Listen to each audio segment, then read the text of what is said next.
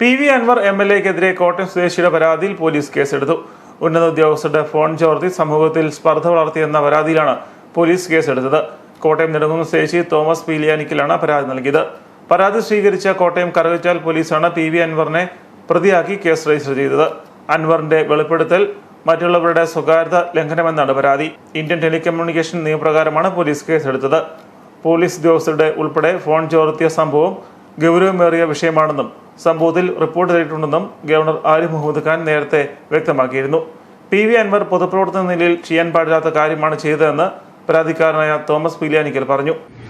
ചെയ്തിരിക്കുന്ന പ്രവൃത്തി ഒരിക്കലും അംഗീകരിക്കാൻ പറ്റുന്ന കാര്യമല്ല. ഒരു പൊതുപ്രവർത്തനം ചെയ്യുന്ന പണിയല്ല ഫോൺ ചോർത്തുക എന്നത്. മറ്റൊരാളിൻ്റെ ഫോൺ ചോർത്തുകയോ അത് രഹസ്യ സ്വഭാവമുള്ള കാര്യങ്ങളാണ്. വളരെ ഗുരുതരമായ തെറ്റാണെന്ന് എനിക്ക് ബോധ്യം വന്നതുകൊണ്ടാണ് ഞാൻ പറയുന്നത്. താങ്കൾക്ക് പിന്നെ ആരെങ്കിലും ഉണ്ടോ? താങ്കളുടെ രാഷ്ട്രീയം എന്തായിരുന്നു? ഒരു 12 വർഷം മുൻപ് വരെ ഞാൻ കോൺഗ്രസ്സുകാരനായിരുന്നു. അതിനുശേഷം എനിക്ക് രാഷ്ട്രീയ പാർട്ടിയോടും അടുപ്പമില്ല, അകൽച്ചയില്ല.